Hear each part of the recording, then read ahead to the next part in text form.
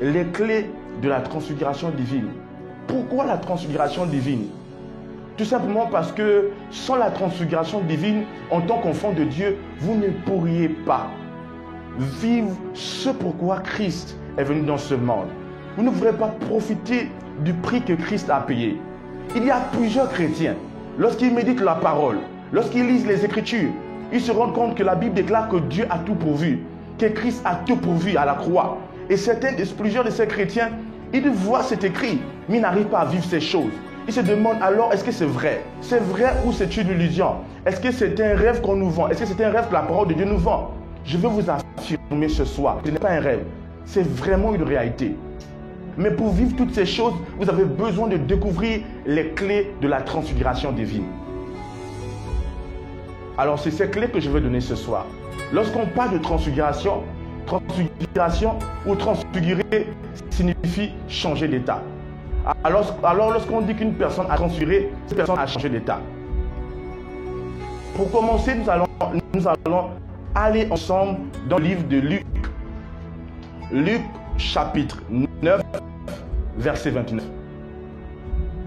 Environ 8 jours après qu'il eut dit ces paroles, Jésus prit avec lui Pierre, Jean et Jacques, et il monta sur la montagne pour prier. Pendant qu'il priait, l'aspect de son visage changea et son vêtement devint d'une éclatante blancheur. Donc ici, pendant que Jésus-Christ priait, l'aspect de son visage a changé et son vêtement est devenu d'une éclatante blancheur. Alors j'aime bien la manière que Matthieu rapporte. C'est vrai que Luc rapporte aussi la même situation, mais Matthieu va dire quelque chose. Matthieu va utiliser un terme très important, un terme que nous allons ensemble écouter. Matthieu chapitre 17, verset 1. 6 jours après, Jésus prit avec lui Pierre, Jacques et Jean son frère, et il les conduisit à l'écart sur une haute montagne. Il fut transfiguré devant eux, son visage resplendit comme le soleil. Alors ici, il utilise le terme transfiguré.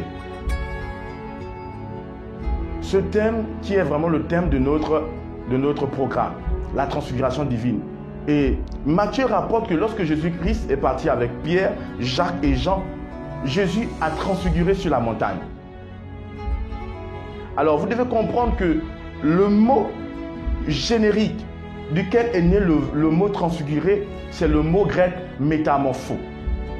Et métamorpho signifie transfigurer et changer d'état, changer de forme, transformer. Donc, pendant que Jésus-Christ était sur la montagne, si vous me permettez de dire ça, Jésus-Christ a fait ce qu'on appelle une métamorpho. Métamorpho, c'est en grec. Alors, métamorpho, lorsqu'on doit tirer du terme générique pour l'amener en français, on va dire être transformé ou être transfiguré. Donc, sur la montagne, Jésus-Christ a transfiguré. Ce que nous appelons communément la montagne de la transfiguration. Et c'est aussi dit dans la parole de Dieu. Alors, je disais, le mot transfiguré est utilisé 4 fois.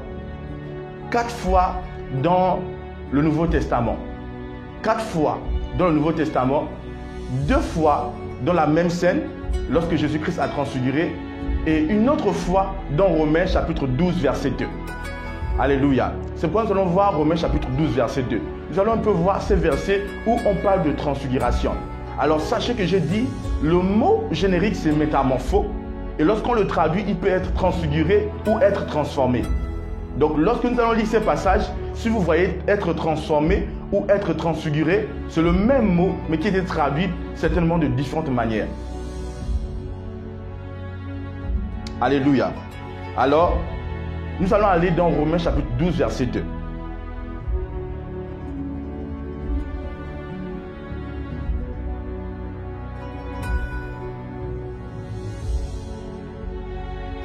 La Bible déclare ce qui suit. Ne vous conformez pas au siècle présent, mais soyez transformés par le renouvellement de l'intelligence, afin que vous discerniez quelle est la volonté de Dieu, ce qui est bon, agréable et parfait. Il dit, soyez transformés, soyez transfigurés par le renouvellement de votre intelligence.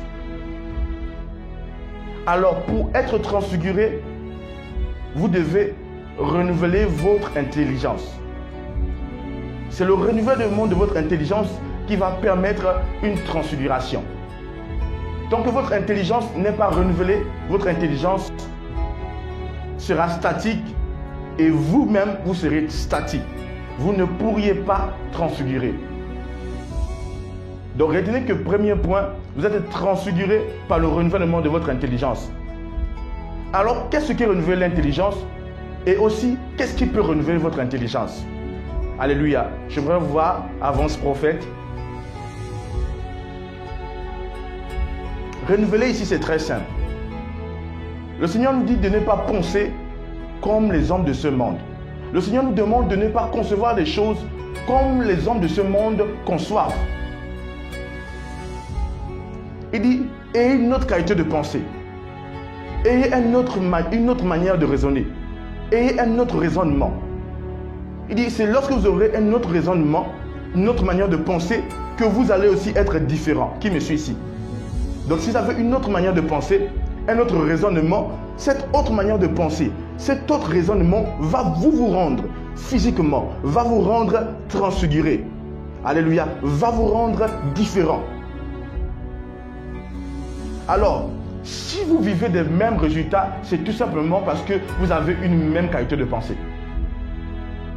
Et si vous comprenez donc, lorsque tu changes la manière de penser, la manière de raisonner, tu changes tes résultats. Tu changes ton état. Ça peut être ton état financier, ton état de santé, ton état spirituel, ton état de tous les domaines de ta vie. Lorsque tu changes ton système de pensée, tu changes automatiquement ton état. Lorsque tu changes la configuration de ton intelligence ou de tes pensées, automatiquement, tu changes la configuration de ton état.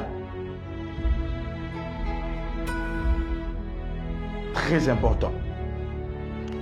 Alors, je prends un exemple simple. Quelqu'un peut être ici et il a l'habitude de dire « je suis pauvre, je suis faible ». Quelqu'un peut avoir l'habitude de dire ça. Même s'il ne le mentionne pas par les paroles, mais sa conscience peut le convaincre. Son intelligence, dans son intelligence, il peut être conscient qu'il est pauvre. Il peut être conscient qu'il est faible.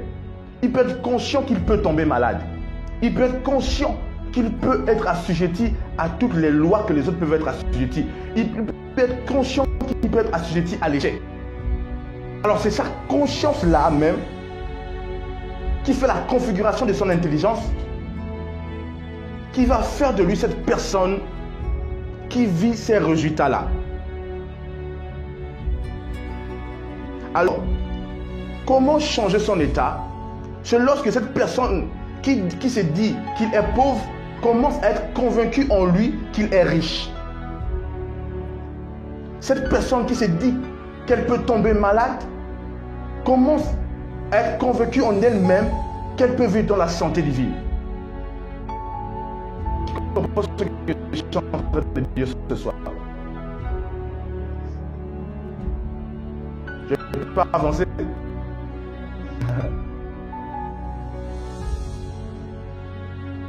Alors, l'autre personne est convaincue qu'elle peut vivre sans tomber malade, alors son état physique change. Elle commence à naviguer dans la santé divine.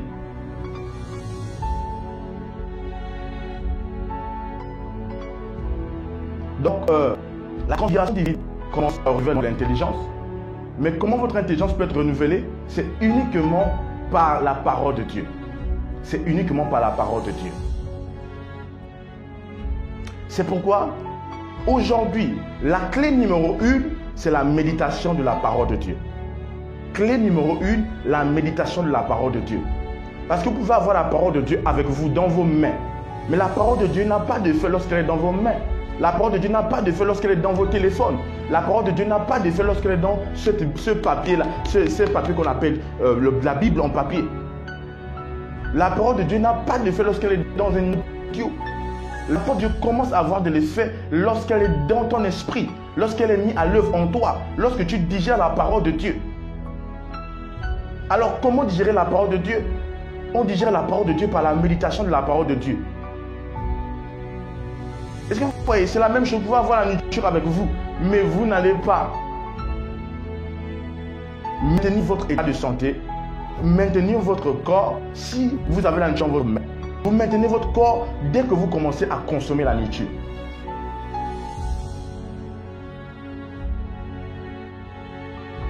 Alors c'est dès que vous commencez à consommer la nourriture que la nourriture va être digérée et la nourriture va être nécessaire ou utile pour votre système. Alléluia. Alors, clé numéro 1, c'est la méditation de la parole de Dieu.